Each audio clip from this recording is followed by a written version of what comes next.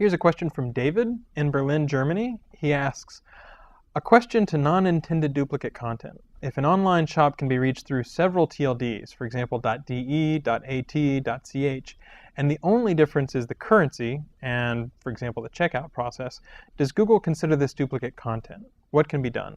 Well, most of the time you don't need to worry about it. For example, if you have content on .de and .com, for example, it would normally be German in .de and English in .com, and that's certainly not going to be viewed as duplicate content. If you've handwritten some good text here, you've handwritten some good text here, they might say almost the same things, but they're saying them in different languages.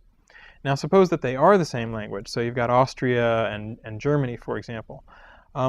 Typically, we look at the page, so we look at individual pages, and if the pages are completely identical, then they could be considered duplicate content. For example, there might be some pages that happen not to have prices or currency on them. But even in that case, what we would typically do is pick what we think is the best copy of that page and keep it, and we'd have the rest in our index, but we typically wouldn't show them. So it's not the case that these other pages are penalized, it's just we think this is the best version, and we'll show the best version. And then if we can't crawl this .de version, then we might show the .at version. So typically, even if it is considered duplicate content, because the pages can be essentially completely identical, you normally don't need to worry about it because it's not like we cause a penalty to happen on those other pages. It's just that we don't show them. We try to show the very best copy and leave the rest of those search results so that you can see different diversity. You don't get 5 copies of the exact same page. So it can be considered duplicate content.